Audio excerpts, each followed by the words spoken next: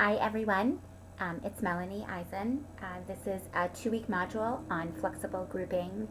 Unfortunately, Emily Whitty could not teach the course, so I am happy to step in and help you get through what learning about flexible grouping is and how you can apply it to your classroom. So this PowerPoint will show you the reason behind flexible grouping, why we can use it, when we can use it, and how we can use it. Articles this week will help you to define what flexible grouping is, and your assignment this week will be to kind of gauge what kind of grouping you think would work best in your classroom. So here we go. So the essential questions, and flexible grouping really goes hand in hand with differentiated instruction. In order for you to be able to meet the needs of most of your students most of the time, one of the easiest ways to do that is to group the kids. And we'll see that we can group the kids in a variety of ways. We can group them according to their ability, we can group them according to their interest, prior knowledge, skill level, or just because they want to work with certain friends, depending on the nature of the class and the nature of the work you want the kids to do. But keeping in the back of our mind always these 3 essential questions. How can we meet the particular needs of individual students in our classrooms? How can we best differentiate the instruction? How will we know if our work has been successful for our learners? These questions shouldn't only be related to this unit on flexible grouping, but should always be in the back of your minds no matter how you're trying to improve your craft. So the goal of differentiated instruction, and therefore the goal of flexible grouping, is to meet more needs of your students more of the time through proactive planning. Now, proactive planning means that you're going to be reflective and proactive. You're going to think before you teach the class, and then after the class is done, you're going to think, did it go exactly the way I wanted it to go? If it did, then you win the gold medal, right? Because when are our classes going exactly the way we want them to go?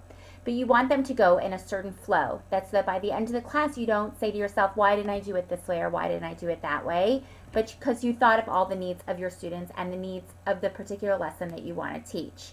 So it's very important that you think about what the end result is going to look like first and plan backwards, using that understanding by design theory across all areas of lesson planning, including how you're going to group the students because of the type of lesson you want it to be. Not every lesson for every unit is going to lend itself to grouping, so you need to make sure that the needs of the students match the needs of that particular lesson. So goals for learners. Students will become independent learners. That should be your number one goal no matter what. Feeding into the idea of what we want our 21st century students to become, independent learners is up there. Students in the class will develop a sense of community and responsibility for one another. That goes back to our classroom culture class that we did at the beginning of the year together. One goal of that class, of course, is to make sure that students react positively when we're working in groups. Sometimes you will always get the kid that says, I don't want to work with this one or I don't want to work with that one. The idea is to constantly be shifting and to be transparent in how you're grouping the students and also to be flexible in how you group the students. That's the term flexible grouping. Some days you're going to be telling them how they're going to work, with whom they're going to work. Some days they'll be able to choose their own partners, and those partners to switch no matter what happens. Students will achieve mastery of the material and concepts presented. By having the kids work in small groups and you being able to match up with those groups or even pull kids to work one-on-one while those groups are working, you will be able not only to monitor the students' progress, but to help them to achieve mastery. Students will learn problem-solving skills. Oftentimes you're going to be working with a group. The rest of the class has to be working. You're going to be working with a group or with one-on-one. That's your time with that group or with that one student. The other students will need to learn through your guidance how to work on their own or how to work in a group. Students will become aware of how they learn and will gain study skills necessary to learn. As students become independent, they really need to be aware of what makes them tick, what makes their learning a successful learning experience. Sharing that with you through learner profiles will be a great way for you to identify how you could group your students in the future. This we've seen before also. Why should we differentiate? When we teach the same thing to all the kids at the same time in the same way, you have your middle of the road always. 1/3 of these kids, they get it. They like the way you teach, or they're just right there in the middle all the time. 1/3 of the kids already know it, and 1/3 of the kids never will if you teach it the exact same way to all the kids. But if you change it up, if you offer them the opportunity to work with different groups, if you offer them the opportunity to learn from each other, then you're differentiating how they learn, you're differentiating the process. Now we look at this beautiful slide. I actually showed it the other night at an in-service I gave in Canada. And I said to the participants, what do you notice about this picture? So take a second to look at the picture, see what you notice. One of the first things that people notice is they see a teacher working so beautifully with a student. Look how nicely the student is sitting. Look how closely the teacher is sitting to the student. Look how he's getting all of her attention. He looks happy. She looks happy. It's kind of shaded in the background though, right? Shaded in the background because what do you think is going on in the rest of the class as this is happening? So in a perfect world, everybody's working quietly, or it's a one-on-one situation no matter what. But oftentimes what you're missing out on in the rest of the picture is that the rest of the classroom looks something like a football stadium, where the rest of the kids are just spectators and they aren't even invited. There's no big screen TV for them to see close up what you're doing. It's all about that one teacher working so closely with that one student and not necessarily paying attention to what's going on in the rest of the classroom. In order to have this experience, what you need to do is make sure this isn't happening. And a great way to do that is to encourage the kids, encourage yourself to explore flexible grouping. When you do this spectator tutoring, in other words, if the rest of the kids are spectators and you're working like this with one of your students, what you might see is that the rest of the students are peering over, or you're picking your head up every once in a while to see what else is going on in the classroom. And then you're sort of putting out small fires. The advanced student might be fine with that because they're good to work on their own. The weakest student will be well done because that's probably the student sitting next to that teacher. The curious student who's always got his head over your shoulder seeing what's going on might also be okay, but the rest of your class is not going to be doing what they're supposed to be doing unless you train them to do so. So the first way to do that is to practice grouping.